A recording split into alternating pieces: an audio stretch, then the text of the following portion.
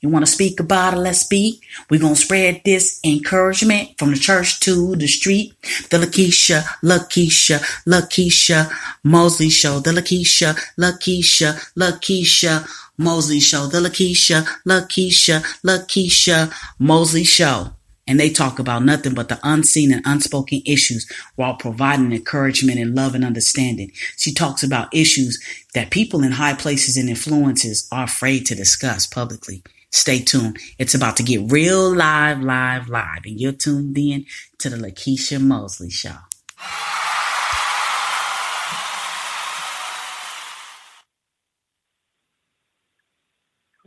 Greetings, everyone. This is Lekeisha Mosley on the Lekeisha Mosley Show. Happy Monday. Happy Monday to you. I hope you're having a great day today, because today really is a good day. Because you know why? God is in control, and He created this day for you to reign every day, all the time. I love you so much. I'm so thankful for you taking the time out to come have a conversation with me of joy and love and well-being. It's so important for us to do that in these day and age right now, because it is such a reason for us to continue to move forward, with what God is doing. But I know for sure it is easy to do something different, like to focus on what you may be seeing, happening in the earth right now, that might not be so happy, might not be so joyful. But again, God is always here. He's always in control. So I want to encourage you today. I want to encourage you to know that God truly is in control. Focus on what God is doing currently in your life that is good, and meditate on that. Focus on that. Take all of that good and begin to understand how God is so good. And then you will see just how good He is, because you're looking at other things other than, the norm, other than the pain, other than sorrow. God wants you to focus on Him all the time. So I'm excited. I just wanted to come to you with a word of encouragement at the beginning of the podcast, because God is so good. And he wants us to think on good things all the time. So today we're going to continue with my book of Breaking Free to Enjoy Your Journey of Love, Success, and Well-Being. And we're going to dive into the next chapter, which is Chapter 8, Love Overflow. Love Overflow. God is so full of love, and His love continues to be in the state of overflowing within our lives. So I'm not sure if you've experienced His love overflowing, but I wanted to tell you my testimony. Within this book, I began to see just how good God is when it comes to overflow. God began to show me just how He was able to change my past, into something good in my life. So you say something good. Keisha, what do you mean something good? Hey, it's all about focus, right? So God began to show me, now talk about this in chapter 8, just how good He was, which means I began to change my focus, and I began to change my patterns. You say, change your patterns, Keisha. How do you do that? Well, listen, why don't you ask? It's all about, something new in your life. That's what I mean by asking. Focus on something new in your life by focusing on something that is not currently the now, not currently your norm. Focusing on just how good He is. It's got to be something in your life that's going good. So I encourage you to focus on that one thing that is going truly, truly good in your life. And I'm telling you, when you begin to do that all the time, over and over and over again, you'll begin to see just how good He is, because you're not focused on the thing that was created in the past. And when I say the past, I mean yesterday. I even mean today. Keisha, you're saying what? I even mean today. Because actually, The manifestations of today have already been created. God is focusing on your tomorrow. He's focusing on the next. God is always focusing on the next in your life. So depending on what you have not been receiving, depending on what you have not been experiencing, God is not focusing on that. God's focusing on actually what you desire. God's focusing on what you love, what you have created, what you have brought to him that you desire. Because God's always focusing on that. God's not focusing on your shame. God is not focused on something that you just don't desire. God is always focusing on something that is joyful. I'm going to say that again. God is always focused on something that is joyful. So I encourage you to begin to change your focus and change it into what God has for you, which is something joyful. It's something because I remember in my past, I began to move to different locations, thinking that was going to help me change things. Kind of like when you go to another state, when you go to another place to live. Sometimes you're encouraged. You're like, hey, things are going to change in my life. Well, actually, one thing that I did learn from my past is that I take myself with me. I take myself with me everywhere I go. So if I take myself with me everywhere I go, I can't separate from me, right? So I had to be encouraged to change things that was happening within me. You know, you say change things that's happening within me. Well, what I'm talking about is things that you don't like about yourself, because you don't want to change you. You are perfect. But different things that are coming in your past, coming in your now, you want to change that to something new. So being encouraged to change things is definitely on the menu. So in order to do that, it's so important for you to begin to change, the patterns in your life. So you say, Keisha, how do you change the patterns in your life? Well, I would say the people in your life. So if there are people in your life that are negative, if there are partnerships in your life that are negative, do you want to keep renewing that over and over again, or do you want something new? I want you to answer that question. Do you want something new? Yes, you want something new. So I would encourage you, and I believe I said this last week, it's an encouragement to begin to change our inner circle, and definitely making people, a priority that you want to make a priority, other than making people a priority that is not really demonstrating things that you like. So it's like being intentional with that, focusing on that, always focusing on that, because if we're not focused on that, we can't begin to change those patterns, and we can't begin to desire something new. It's kind of like, I believe I said this like maybe 2 weeks ago, the crabs in the barrel. Crabs in the barrel. Remember, the whole goal for the crabs is for you to stay in that barrel. But when you begin to be adventurous and you begin to be joyful, and you say, you know what, something's going on outside of this barrel. So I really want to go there. And then here you go. You begin to go up there, shimmy up to the top, and begin to say, listen, I can actually come out of this barrel. I believe something is good for me out of this barrel. Well, your surroundings, the people around you, if they are the same people, number one, if they're the same people that have been influencing you for years, they're not really happy for you to change. They're not really happy for you to do something new. So one thing they probably will do, definitely if they've been an influence in your life before, they will try to encourage you to stop, encourage you to dream, the way they dream. They're like, hey, why are you trying to change things? Why are you trying to make something new? That doesn't make any sense. That's going to take a lot of work. That's too hard. You don't need to do that. You really just need to be the same, just like me. I'm not trying to do anything different, so why are you trying to change? Why are you trying to do something different?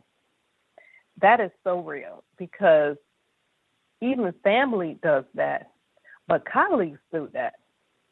People we are in partnership do that. People that really don't desire you to do anything different does that. So if that's the case, take an inventory of all of those things. If there is something in your life that is not doing something good for you, and I'm saying it could be something or somebody. It can be maybe a diet that you have that is not working. It can be maybe just something that you want to work, but if eating this food is not good for you, you're not probably going to receive something different. You're not going to receive, a different pattern if it is toxic for your body. Only you can, assess that. You're the only one that can make that known for you in your life, in your body. But when it comes to your body, it is true. But at the same time, it is true when it comes to, the things of the flesh. When it comes to the connections that you have, taking that inventory is so true, because some people may not need to be in your life at this moment, in this season, in your life in order for you to have something new. God probably gave you an idea. I'm going to say it again. God probably gave you an idea, and God told you to soar with this idea. Now, you're excited. Now, you're passionate about it. So, depending on who's in your inner circle at that moment, like I said, crabs in a barrel, you tell all your friends, listen, I'm going to go to the top. Something is truly, truly amazing at the top for me, and I'm going to go. So you begin to tell them, if they're in your inner circle, that I'm going to do something different. I am different, and I believe there's change for my life. They're going to encourage you to be exactly where they're at. If they don't desire you to, have what you are committed to have. A lot of times, depending on their stronghold in your life, they can drag you down. They can convince you that, this is not for you. This is really too much. God really doesn't want that for you. God really wants you to be where you are. So they may have a stronghold in your life, but at the same time, if you don't assess your environment, assess the people around you, you can't change. You can't change, or it can be very difficult to do that. So if it means something to you, definitely begin to, like I said, do an evaluation and begin to make some changes in your environment. A lot of times, momentum of negative thoughts will follow you if you don't change, your viewpoint, because they're strong. Momentum can be strong. Listen, momentum can be strong, negative and positive. So you do have to make that choice. God is so good. He's a good God. He's not going to choose it for you. He's always going to encourage you to make those choices. He's always going to encourage you to do something different in your life that is going to be, beneficial for you. But mind you, you have to be the one to make those changes. God is a good God. God always gives us a plan of choice. It's God that is going to encourage you to strive for success, but at the same time, if we choose to keep the same pattern going within our lives, then God is not going to change your mind. God is always going to give you encouragement, but at the same time, he's not going to make you change your mind. So when we talk about, like I said, we were talking about the connections in people. It is big. It is huge because it has, I want to say it has a pattern, a momentum, with that. The people in your life can be very strong, in your life, but at the same time, depending on what you're looking at, they can be able to be a benefit for you or can be destructive for you. So you're the only one that can make that choice. One thing that I do know is that God wants you to be happy. God wants you to be joyful. God wants you to be committed to walk in this way of love and happiness and success in your life. But at the same time, it's going to take us to make those changes. So within chapter 8, it's so amazing because it began to show me, just how good God was and how I needed to make those changes in my pattern in life. Because honestly, it was my choice to be joyful. I'm going to say that again. It was my choice to be joyful. So if I decided to be angry, defeated, with lack, insecure, I had that choice. God was not going to meddle in that if I decided to. A lot of times, I'm going to be honest with you, a lot of people are not going to change the way they are right now. So much so, a lot of people are going to continue those patterns because, let's be real. It's easy. It's easy to keep things going the way they are. And you have to just really be honest. If you want something different, if you desire change, understand everybody may not be in on that wagon with you. They may not be happy for you because, listen, you are doing something different. You're doing something different, and mind you, everybody is not ready for your different. I'm going to say that again. Everybody is not ready for your different. Listen, different can be scary. Different can be, frightening because it's different. It is not the same thing you have been doing. You may be by yourself. You may be by yourself for a while. So I'm saying you may be by yourself because I was by myself. I had to make some changes, and I had to own what I was going to do. I had to own that I was going to be by myself, and you had to be okay with it. So depending on your life and the people in your life, it is going to make a difference in what you want to do in life to make those changes. Your inner circle is something that's very, very unique and is very, very strong. So you want to have strength in those areas, where the people around you, you want to make sure those people are strong in your life because, listen, you may need to lean on someone. I'm going to say that again, you may need to lean on someone, and you and are counting on them to be strong, in their way of doing things. Because a lot of times you need someone to be, I want to say, what do they say? They say this either in basketball or they say, they say this in sports. Like your wingman. You want to have a wingman that got your back. Sometimes you may have a day where you're feeling slothful and, not joyful, and you may forget for a minute who you are.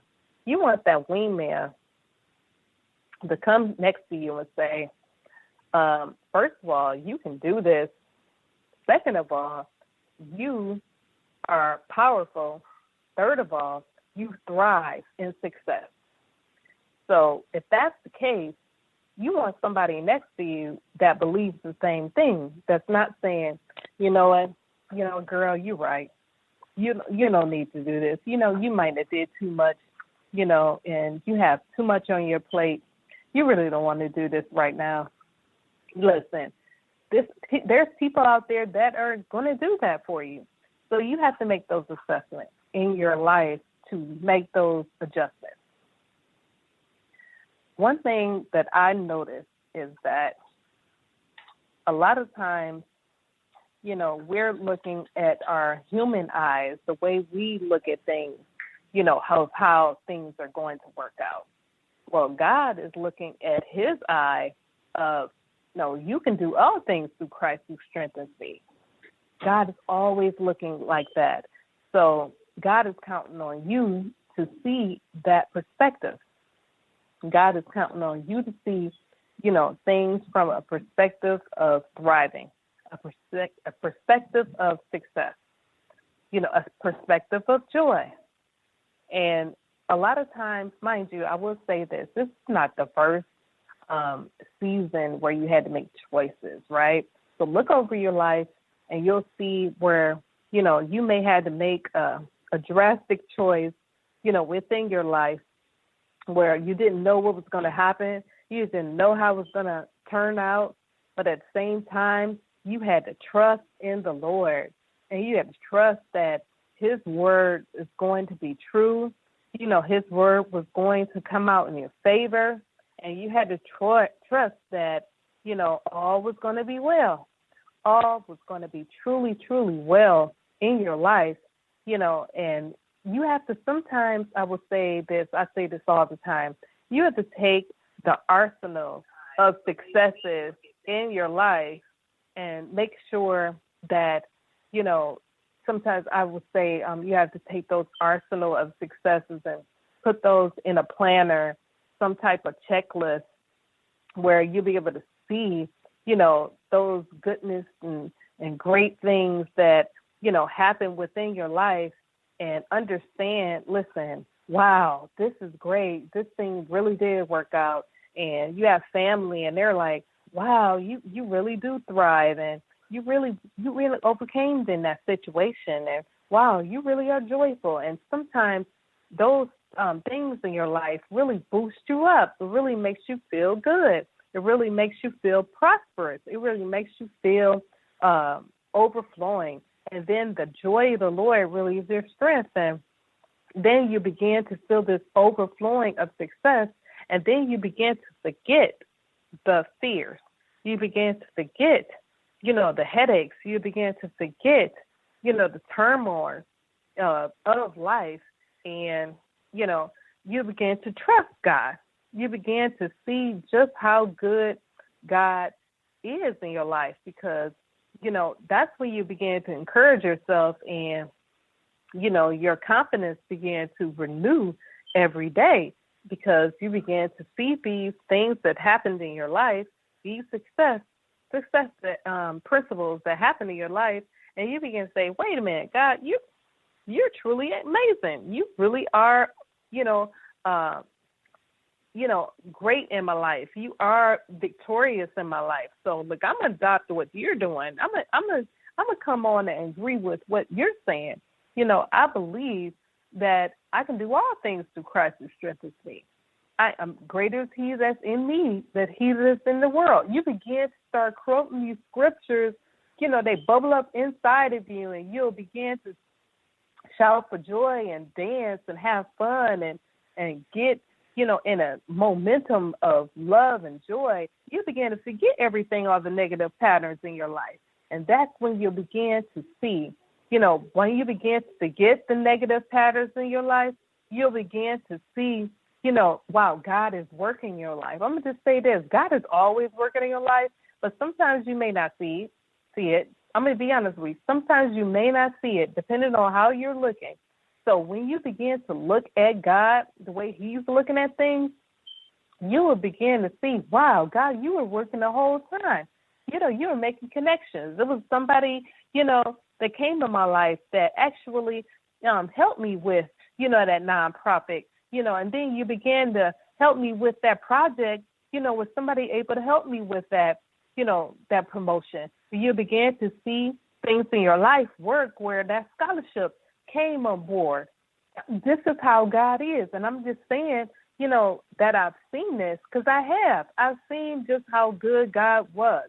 So I'm just going to tell you, like I was saying in chapter 8, these are success principles that I began to see when I began to trust God, when I began to forget the patterns of the past. I began to change my inner circle. I began to connect with God and take the tools that He's given me in the past, and I began to take those and allow the momentum to grow within my spirit. I began to understand just how important that was, because I began to see just how good God was, because I began, like I said, take those arsenal of success principles with me, and it was beneficial for me. It worked for me so much so my marriage began to thrive. My children began to thrive. My family began to thrive. My mother was, thriving. She was healed. My family, my friends, my connections, my opportunities began to thrive. Listen, this is not on my hand. I wasn't the one out there making it happen. I'm like, wow, but what I was doing was I was allowing God to make it happen. I'm going to say that again. I was allowing God to make it happen, because I cannot forget God. God was true. He is truly, truly building so many things in my life. I began to see just how good He was, because I was seeing it. I'm telling you what I seen. He was good, and I was able to see just how good He was by allowing Him to be God, letting Him take, like I said, the driver's seat, and I go ahead and have a good cushion in the passenger seat, allowing God to be God. And I began to trust. I began to feel excited about it.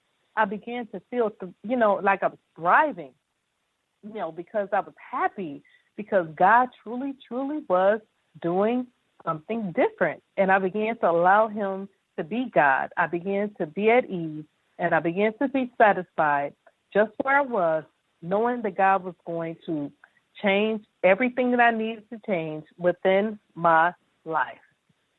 So I will say this one amazing thing that was so vital in my life. I began to understand how I needed to be joyful. You say, Keisha, what do you mean joyful? What do you mean joyful? Well, I'm going to tell you. I began to be joyful, be happy, be, in a sense of thriving in joy. I began to seek what joy was. So this is real talk. I began to understand. Wow, I had to write this down. I said, God, you keep saying joy. Joy, Lord, is my strength. And that's in the word, right? And I began to see this. So why would you write that in the word? So when I think about some of the breakthroughs in the Bible where, the success principles work, when I began to, look at it and dissect it, those people were joyful when it happened. They weren't still, in being slothful. They weren't still in, sadness. The crying didn't really work, even though it looked like it would work, but it didn't. Usually that doesn't work.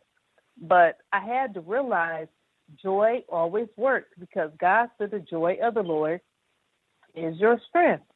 So I said, if that's the case, joy in the Lord is my strength. Something about this joy. So what I want to tell you this principle is huge for me. When I began to focus on joy, joy is different for everybody. For me, comedy was joyful. I love comedy. I believe I said this before a couple of weeks ago. Comedy was huge for me. I love comedy. Good, nice, clean comedy. And, there's so many different comedians that are out there that were, joyful and funny, because they allowed it to bubble up on the inside of them. So I'm like, wow, joyful. I love joy. I love comedy. So I would look at a comedy bit, some comedy bit that only lasts for like 2 minutes, and I would play it over and over and over and over again. I'm telling you, I'll say it again. I will play it over and over and over again. And people will be like, Keisha, why are you playing this again? You keep playing this over and over again. I'm telling you, it would like literally make me laugh every time I would see it. And it was like I was looking at it and listening to it for the first time. I'm so serious. I would look at it and it would play over and over and over again. So much so, I was literally so joyful. The momentum of joy began to overtake me. I'm so serious. Overtake me so much so I could not live in sadness. I couldn't live in something that did not work. I couldn't live in bondage. I couldn't live in, something somebody said yesterday that was not nice. I couldn't live in slothfulness. I couldn't live in something that did not benefit me because I was so joyful. Look, I'm just telling you, a joyful bit, that was only a few minutes long. I would play it over and over and over again. So the momentum of being joyful overtook me. It overtook me in a place that I cannot really describe it. I was just so happy. All I know is that God began to speak within me, and I began to get ideas. I began to see how resources were able to happen. I began to have connections within my mind of how to put certain things together. I began to really just see how good God was by being cheerful, being joyful, and being thriving in my happiness. I never really understood why I was so happy in the past. I would always be smiling all the time. It's like, wow, you can ask anybody that knows me. I was always a happy person, always smiling for no reason. And they were like, Keisha, why are you smiling? Because I'm just happy. And because I didn't need a reason to why I was smiling, I just like to smile, And if you look, just to be scientific with you, is look up happiness, look up joy, and you look at, what doctors really say about being joyful. Honestly, it can release certain patterns within your life, where they'll see a drastic change in your life. I'm just saying, look it up, look up joyful, being joyful, being happy, look it up, from so many people in your life. Look up some joyful moments and seeing how God just really took over, and really changed, situations in lives. If you look, a good example, I look at some of the medical staff, the doctors, the nurses, the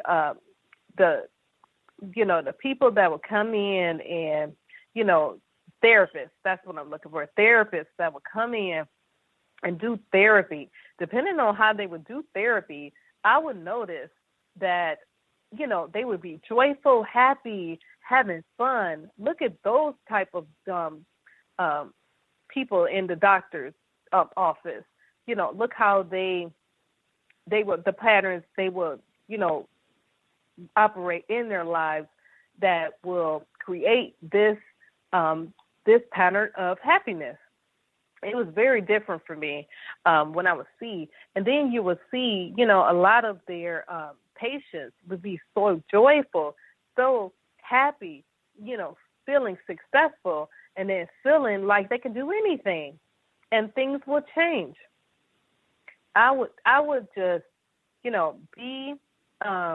be certain and be encouraged to strive in that happiness, because there's something in it for you. And it's something for you to understand how when you change your focus and when you change, the patterns in your past, And when you change your momentum from negativity to positive thoughts, then you'll see these situations change in your life. I'm so encouraged to, think about those things because it happens so, deeply within my life. And this chapter, like I said, chapter 8, Love Overflow, I began to really see these patterns change my life and began to do something different. It's so funny because I'm going to tell you another example. When this was before me and my husband got married. So I remember when I was actually in a process of, finalizing the papers in my divorce. And I had to see what would happen, with that. That is huge. So mind you, that is not something fun. Most people really will experience something really, really heavy, really, really drastic when you go through a divorce. But when I tell you, this was a lot for me. And there's something that I had to do to change. So within this time, I noticed that, things was not going so well in that time frame. I'll never forget, my car at the time actually was stolen. It's crazy. My car was stolen at that time. I'll never forget that. They came in and they took all of the things inside the car, and I didn't really see the car anymore, but when the police found my car, they found that it was stripped. So mind you, I'm going to just be honest with you. That will change somebody's life. You're like, wow, really? I get divorced and you come and take the things in my car? This is happening to me? Are you kidding me? You could say, woe is me, right? This is not fair. Number one, it's not fair. Number two, why does it happen to me? And number three, I'm such a happy person, and why is this tragic situation happening to me? I was so encouraged after that happened. God just said, I need you to dance for joy. Dance for joy. God, what? God said, dance for joy. I'm like, this is crazy. I don't know. Something's not right with this. God said, dance for joy. Mind you, I had to make a choice. I could jump for joy, or I can stay in the slothfulness, and I can cry, the rest of the night. I said no. I'm encouraged. I start screaming from the top of my lungs. I start saying, hallelujah. Thank you, Jesus. Everything works out for me. God, you're gonna change this situation. I know you're good. You're always good. You are always faithful. You're always just. And I began to not only jump up for joy, I began to dance. And then next thing you know, money started coming. So like literally, I start feeling like, a situation of being able to thrive. Resources started to come. Connections started to come. People, the right people, started to connect with me because I was starting to dance for joy. I started to be encouraged. I started to allow God, to be God, and allowed him to change my life. I got a new car. Like I said, I got more money. My family was good. We were staying at my parents' house at that time when that time frame happened, and I got a new place to stay at. I got new connections. Like I said, I got a new car, new connections, new place of employment. Everything started thriving for me at that time, and so much so, it was like it didn't happen. It was like I didn't lose anything. And I'm just being real with you. God can truly change your life. So with that being said, you do have a choice. I had a choice. I could have stayed, in the shame. I could have stayed, in the disgrace. And I could have stayed, being defeated. But I had a choice. I said, no, I'm joyful. I'm happy. God is truly God. and I will have something better. Something's going to work in this life, and I knew it was going to work because I had, like I said, those tools of success that I had in the past. Seeing God do so many great things in my life, I was able to hold on to those things. Again, I was able to hold on to those things. And I began to really just see how good God was. I'm so excited. It was so excited. Listen, just being on this amazing podcast and just to have the life that I have right now is truly, truly a testimony. Just to be able to go from where I was, just to be able to feel excited, about what God is doing, because I just have so many tools, so many areas in my life where it works. And when I noticed that, when I began to get, joyful and began to feel vibrant in happiness, that's when I began to see how God changes things. God is able to change anything in your life when you look at him and when you stay rooted in him, in that joyful happiness. Like I said, sometimes you need something. You need something, to hold on to. Like me, I love comedy. I love being happy, something joyful, whatever it is. I love looking at comedy. So like I said, for me, all it took like is a bit, maybe 1 or 2 minutes, and I could play it over and over and over and over again. Some people say, man, Keisha, that is crazy. Listen, it worked for me because I was strong again. I was vibrant again. I was encouraged again. I felt like I could do anything, and then nobody could tell me nothing because I was able to see just how good God was. I began to see things change. Listen, if it's an idea that comes to you, if it is just a resource that comes to you, sometimes it's just a clear thought. Sometimes it's a clear mind. Those things come to you, whatever it is. Understand, it doesn't matter how small, how big it is, it's going to come to you. Sometimes, we don't see it, but we have to be encouraged. Understand, it comes to you. I just want you to know it always comes to you. Everything good happens for you. God doesn't leave you behind. God is always in your corner. God is always on your side. And they're always encouraging you to win all the time. So I'm excited. Listen, I get excited when I talk about chapter 8, love overflow, because it's such a good testimony.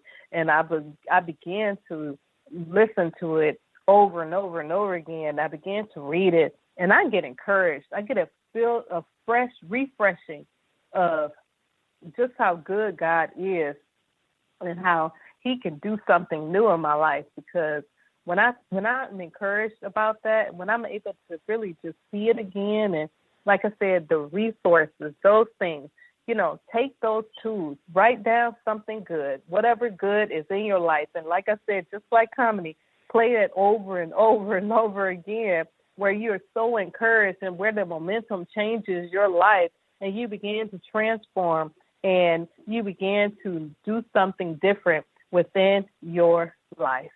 I'm so thankful for you all, today. My time is pretty much over, and we have to go to the next podcast shortly.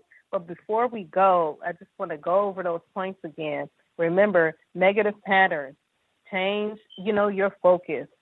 If you change your location, remember, you take yourself with you. So understand that you can't change you.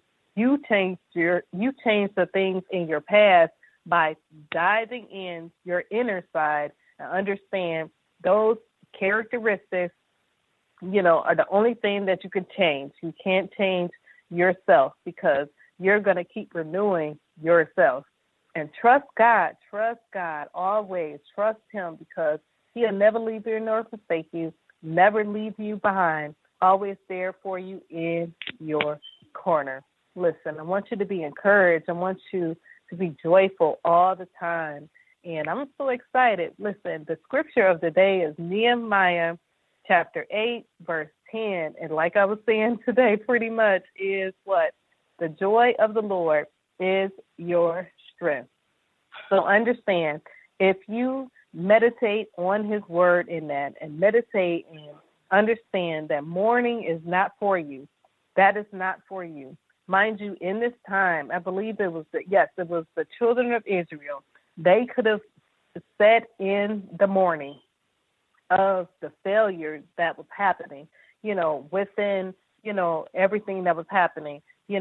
Sometimes you could think that the sins that, came before you and happening to you is going to stay with you. But listen, God said God covers all multitudes of sins. I'm going to say it again. God covers all multitudes of sins. So understand, the joy of the Lord gives you strength to reach the power and God's provision of love and salvation. So if that's true, and God put that in his word for you to take, listen, you could take that to the bank. It always renews, it always restores, it always encourages every day of your life. Listen, I'm so excited and so encouraged for you to continue to thrive in your life. Next week, listen, come with me, chapter 9. We're going to have an amazing conversation, and God is going to do something great. So remember, make sure you look for me on pray.com and on my website, LekeishaMosley.com, for merchandise and for encouraging words in my blog. I love you so much, and remember that in all you do, lead with confidence, understanding, and love always. This is Triple Podcast, everybody. This is Podcast 2, and it's going to be Jerry Works Live, and it's going to be Paula G. or Shay Sam. I'm so encouraged to see you again. Love you so much. Make sure you follow me. Make sure you come back next week. Definitely make sure you take this book, dissect it, because there's going to be some great things for you. Love you so much. Have a good night. You want to talk about it? Let's talk. You want to speak about it? Let's speak. We're going to spread this encouragement from the church to the street. The Lekeisha Mosley Show. The Lekeisha Mosley Show. The Lekeisha Mosley Show. And they talk about nothing but the unseen and unspoken issues while providing encouragement and love and understanding. She talks about issues that people in high places and influences are afraid to discuss publicly. Stay tuned. It's about to get real live. And you're tuned in to the Lekeisha Mosley Show.